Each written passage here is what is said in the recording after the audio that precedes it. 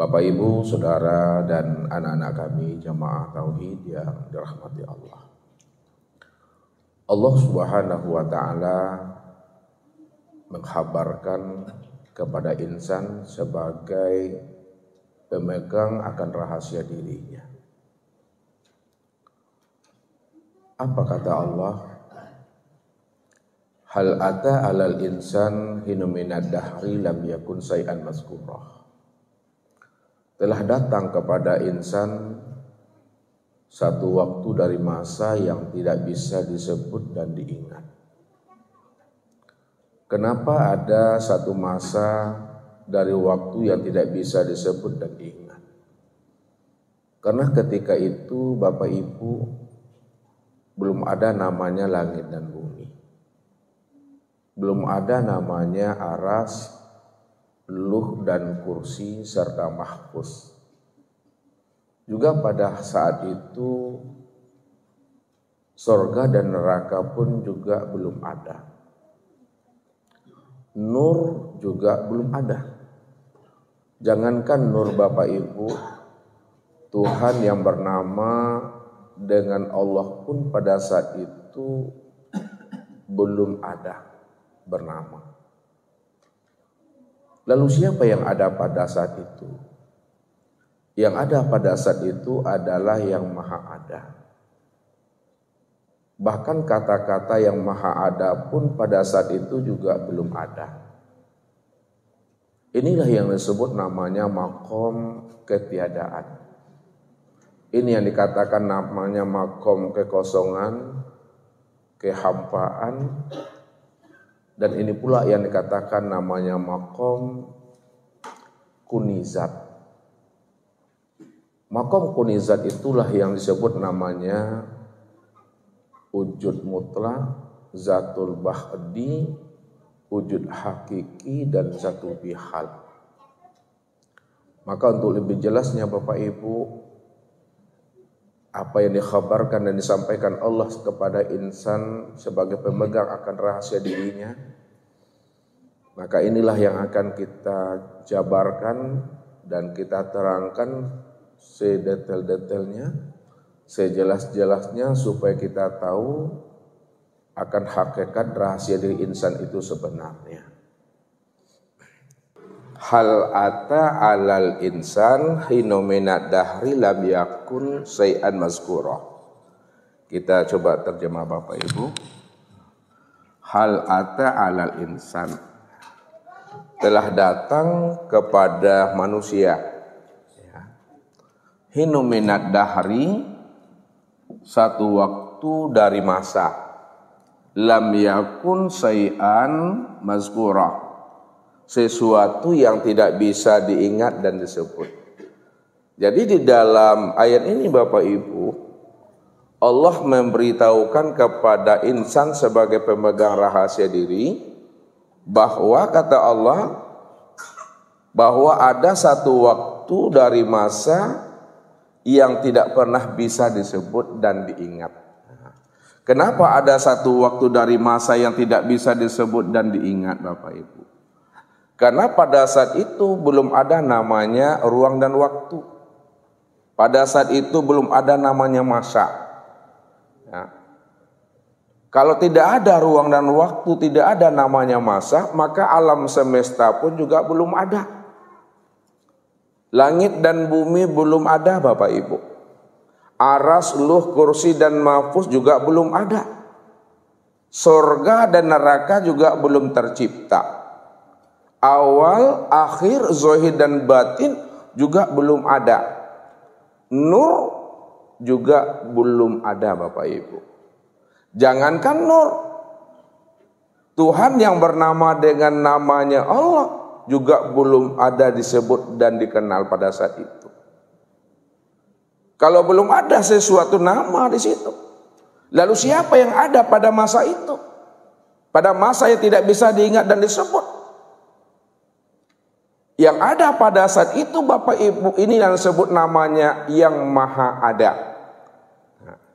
Kata-kata yang maha ada pun juga belum ada. Jadi memang tidak bisa disebut, tidak bisa diingat. Ini yang dikatakan maqam la sautun wala harfun. Tidak ada huruf dan tidak ada suara, tidak ada kata dan tidak ada lafaz. Kalau tidak ada huruf, lafaz dan kata, maka masa dan waktu yang diberitahukan Allah kepada manusia yang tidak bisa disebut. Ini yang disebut namanya maqam ketiadaan. Maqam ketiadaan itu yang disebut namanya maqam kehampaan, maqam kekosongan. Maqam kehampaan, kekosongan dan ketiadaan. Ini yang disebut namanya kunizat. Kunizat itu yang disebut namanya zatul bihal, zatul haq, wujud mutlak, atau namanya wujud yang hakiki. Yang berdiri dengan sendirinya adalah yang maha ada itu. Yang maha ada itulah yang dikatakan namanya Tuhan. Walaupun kata yang maha ada juga belum ada, namun segala yang ada pada hakikatnya tidak ada. Dan yang tidak ada itulah wujud yang sebenar ada. Wujud yang sebenar ada itu yang disebut namanya Tuhan. Ini yang disebut namanya maqam qiyamuhu binafsihi itu.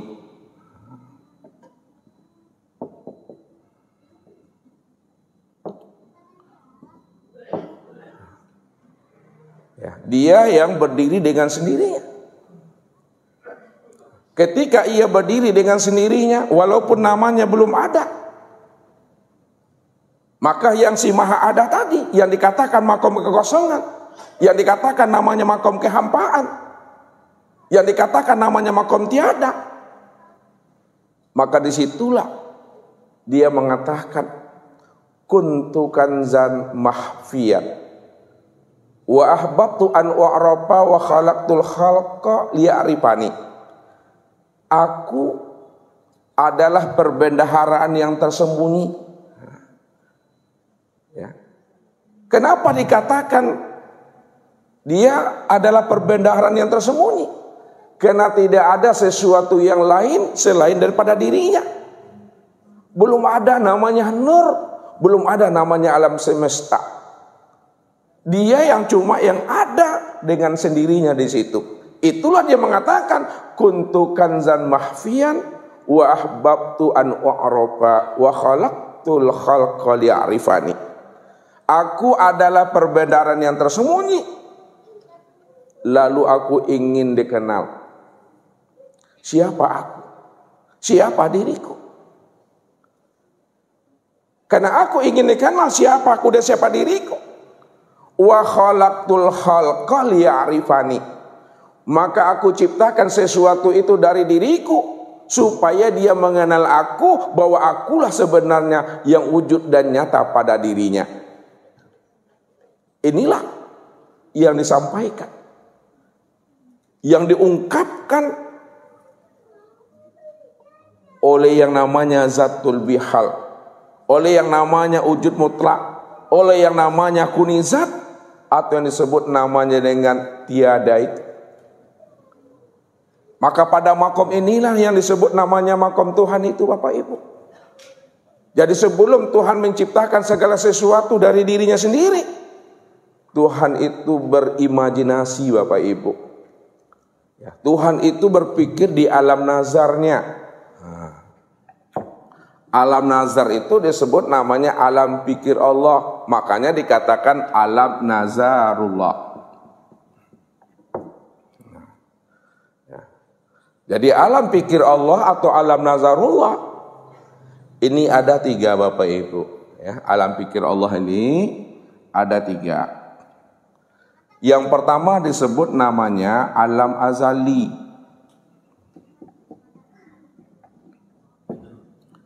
Alam azali ini ya diturunkan daripada alam rof-rof. Yang kedua namanya alam suluhil qadim.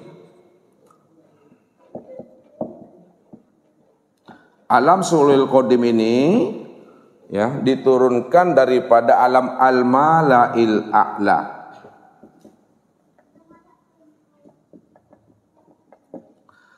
Dan yang ketiga disebut namanya alam tanzizi qadim.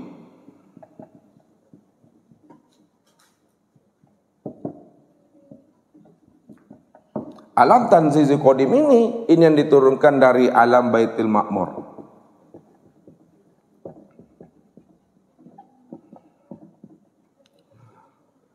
Jadi alam azali, alam suluhil qadim, alam tanzizi qadim, ini yang disebut namanya alam nazarullah, alam pikir Allah, atau alam imajinasi Tuhan, atau disebut namanya alam Tuhan. Ya, ini dia. Apa yang terjadi pada alam itu masing-masingnya Bapak Ibu?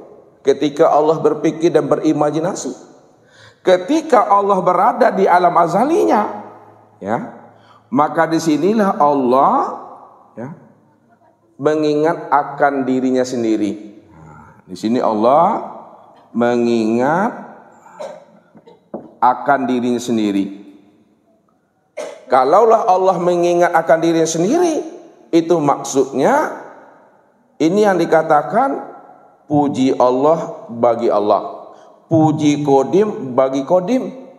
Dialah yang Ahmad dan dia pula lah yang Muhammad, karena dia dalam keadaan sendiri, dia dalam kesepian, dia dalam kesunyian, dia dalam kegelapan, atau dia dalam keadaan jomblo baru Bapak Ibu, dalam keadaan kesendirian.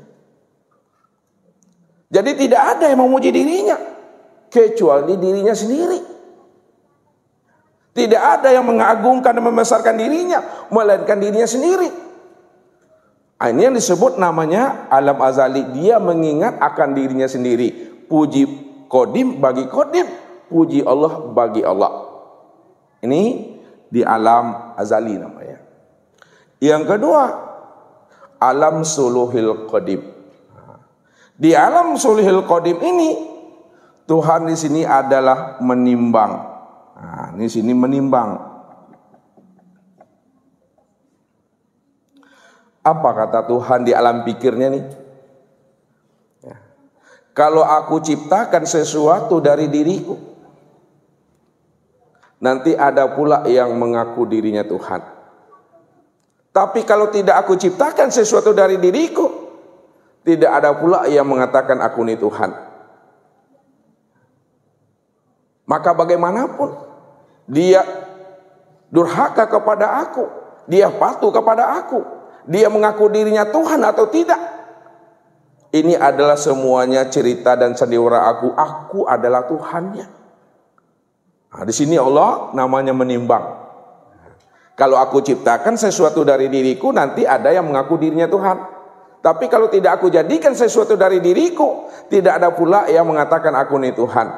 Nah, kalau aku ini Tuhan, siapa yang jadi hamba? Kalau aku hamba, siapa yang jadi Tuhan?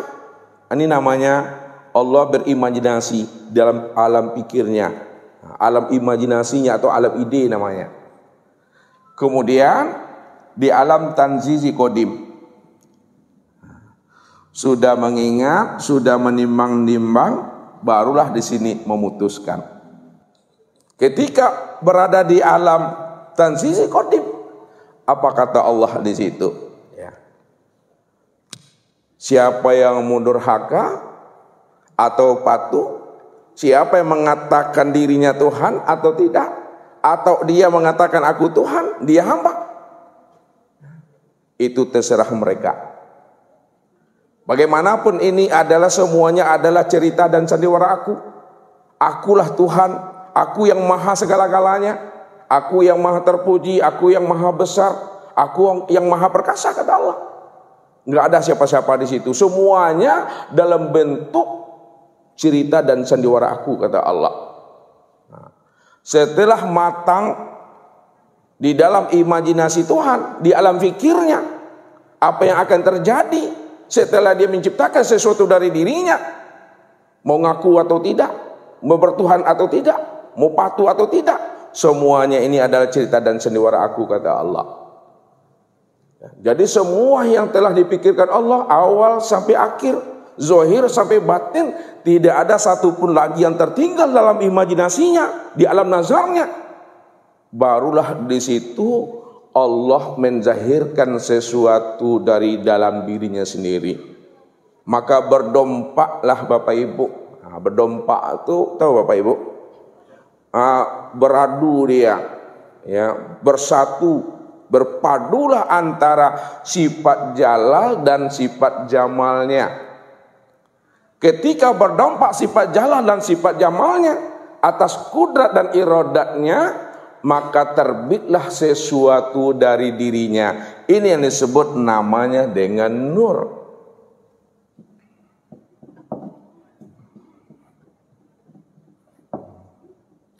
Ini yang disebut namanya dengan nur. Ketika telah terbit sesuatu dari dirinya yang namanya nur, lalu Tuhan pun bertanya kepada nur. Apa kata Tuhan? Man ana wa man anta. Siapa diriku dan siapa engkau? Apa jawaban nur itu Bapak Ibu? Anta, anta, ana, ana. Engkau ya engkau, aku ya aku. Lalu Allah bertanya kembali, man anta wa man ana. Siapa dirimu dan siapa diriku? Apa jawabannya? Ana, ana, anta, anta. Aku ya aku, engkau ya engkau. Lalu Allah bertanya untuk yang ketiga kalinya, man ana wa man anta. Siapa aku, siapa dirimu? Lalu dia mengatakan, anta, anta, ana, ana. Engkau ya engkau, aku ya aku.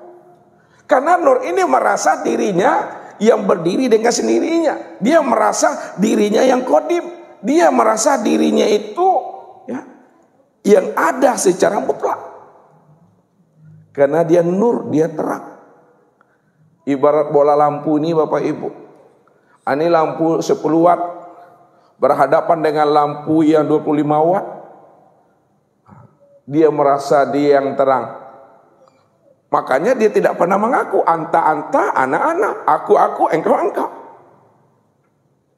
Karena dia tidak tahu siapa dirinya yang sebenarnya. Karena Allah tahu siapa nur itu. Karena nur itu tidak lain adalah tajalli daripada dirinya sendiri. Kan itu yang dikatakan. Kuntu kanzan mahfiyan wa ahbabtu an u'arafa wa khalaqtul khalqal ya'rifani. Aku adalah perbendaharaan yang tersembunyi, kata Tuhan. Aku ingin dikenal, aku ingin dilihat, aku ingin disaksikan. Karena aku ingin dikenal, ingin dilihat dan disaksikan. Wa khalaqtul khalqa liya'rifani. Maka aku ciptakan, aku jadikan sesuatu dari diriku sendiri supaya dia mengenal aku, bahwa akulah sebenarnya yang wujud pada dirinya. Namun ketika nur itu tidak mengakui siapa Tuhannya dan siapa dirinya,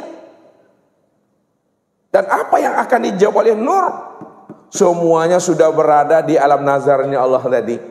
Sebab kalau aku jadikan sesuatu dari diriku, aku terbitkan sesuatu dari diriku, pasti nanti dia akan mengatakan dialah Tuhan. Ada yang patuh nantinya.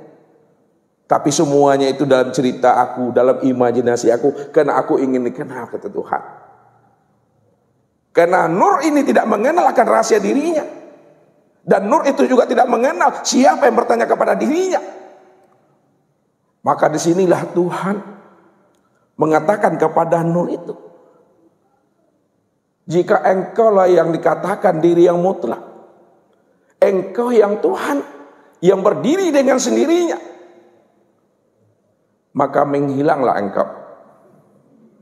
Aku akan mencari akan dirimu. Kalau aku sudah mampu menemui dirimu, siapa dirimu? Nanti engkau pula yang akan mencari dan menemui aku. Siapa aku yang sebenarnya? Apa yang dibuat Allah? Rencana ini sebenarnya Allah ingin menunjukkan akan rahasia dirinya, supaya nur itu mengenal siapa dirinya yang sebenarnya. Maka hilang dan lenyaplah nur ini Bapak Ibu. Ya. Kemana dia akan hilang dan lenyap? Karena dia berada di dalam nurun ala nur. Dia berada di dalam nurnya Allah. Ketika dia hilang, dia terlenyap di hadapan Allah, katanya. Namun dia tidak sadar bahwa dirinya di dalam nurnya Allah. Maka dengan mudahlah Allah menemui akan dirinya. Setelah nur itu ditemui oleh Allah akan dirinya, maka apa kata Allah? Sekarang engkau pula yang akan mencari dan menemui aku. Aku akan hilang, aku akan lenyap dan sirna di hadapan dirimu. Namun ingat kata Allah, ketika aku hilang dan lenyap, kita tidak akan pernah berjumpa dan bersua lagi. Maka pada saat itulah Bapak Ibu, yang namanya Allah lenyap sirna ke dalam dirinya. Ke dalam dirinya nur ini. Ibarat pisau Bapak Ibu, ya. Ini pisau. Ketika pisau ini belum punya sarung, maka pisau ini, diri pisau ini dibuatnya sarung. Setelah sarungnya siap dibuat oleh pisau, maka pisau pun sirna lenyap masuk ke dalam sarungnya. Maka ketika Allah lebur, ketika Allah lenyap, ketika Allah sirna, maka lebur lenyap sirna dan hilangnya Allah tiada lain lebur dan lenyap di dalam dirinya nur ini. Maka ketika itulah nur tadi mencari Bapak Ibu. Wasawa ala dikusainya 7 petala langit, 7 petala bumi, barat, timur, ya, utara, selatan, dicarinya ala panjang-panjang lalek nur tadi Bapak Ibu, mencari namanya nur Allah itu, tak berjumpa, tak kunjung bersua Bapak Ibu. Ala capeklah latihannya nur tadi itu mencari yang namanya nur ilahi tadi. Disitulah dia terduduk Bapak Ibu. Ya, kalau lapanek berlari, lapanek berjalan, lapanek keliling-keliling, 7 petala langit, 7 petala bumi, itulah bahasanya. Walaupun bumi, langit dan alam belum ada, ini masih di alam nur namanya. Alah capek nur tadi itu berjalan, berlari mencari, ya. Maka dia pun duduk. Ketika dia duduk tadi Bapak Ibu, ketika dia bertafakur, termenung, panjang pandangannya Bapak Ibu, jauh pandangannya itu, maka berkalamlah di dalam hatinya ini. Itu yang disebut namanya kalam batin. Terdengarlah kalam batin di dalam dirinya. Apa kata kalam batin di dalam dirinya? Allah, Allah, Allah. Dia nggak paham, dia tidak sadar, dia tidak mengerti. Bahkan dia kaget. Suara apa ini yang ada di dalam kolbuku? Suara apa ini yang ada di dalam diriku? Mengatakan Allah, Allah, Allah. Sebenarnya Allah ingin memperkenalkan dirinya kepada nur ini. Innani anallah. Sesungguhnya aku ini Allah, aku ini Allah, aku ini Allah. Lalu diulang lagi oleh Allah, Allah, Allah, Allah. Aku ini Allah, aku ini Allah, aku ini Allah. Nur juga belum paham dan mengerti siapa yang berkalam di dalam dirinya itu. Barulah kali yang keempat Allah mengatakan la ilaha illallah. Tidak ada ilah melainkan hanya Allah. Ketika itulah nur itu baru paham dan sadar bahwa Allah memperkenalkan akan dirinya kepada dirinya nur ini. Pada saat itulah nur itu memberikan jawaban Muhammad Rasulullah. Barulah nur itu paham dan mengerti bahwa Allah sedang memperkenalkan dirinya kepada dirinya sendiri. Anta Rabbi wa ana abduka. Disitulah pengakuan nur, engkau adalah Rabbku dan aku adalah hambamu. Maka ketika nur telah mengenal akan rahasia dirinya, siapa yang wujud pada dirinya, maka ketika itulah Allah telah lebur. Ketika itulah Allah telah lenyap. Ketika itulah Allah itu telah sirna menjadi akan rahasia nur Muhammad itu, Bapak Ibu. Ini yang dikatakan Allah. Ana fi nuri. Aku ada di dalam nur. Aku bersembunyi di dalam nur. Aku bersembunyi di dalam terang.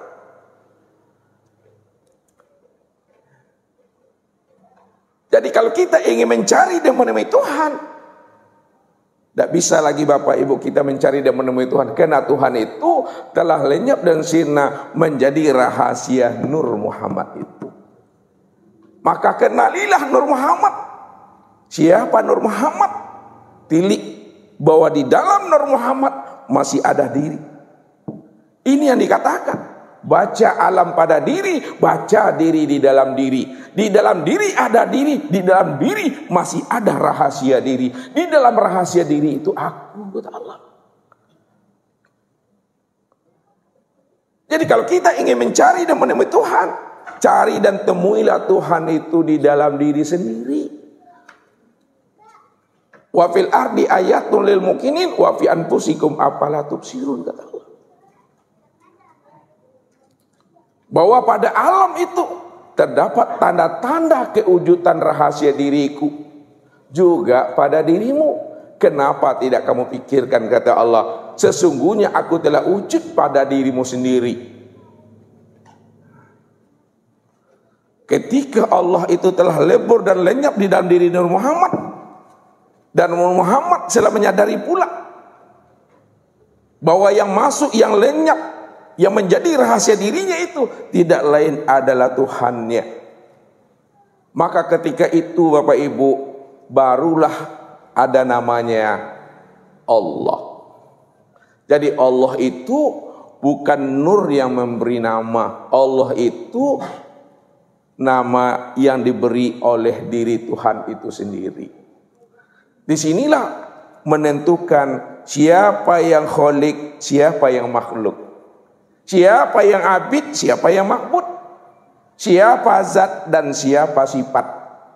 Inilah untuk menentukan dan membedakan siapa Tuhan, siapa yang hamba. Siapa yang zat dan siapa pula yang sifat. Siapa yang kholik dan siapa pula yang makhluknya. Ini makomnya. Setelah 125.000 tahun, nur itu tercipta dari dirinya sendiri. Maka pada saat itu pula lah Allah mengambil sumpah kepada sekalian ruh. Kenapa Allah mengambil sumpah dari sekalian ruh?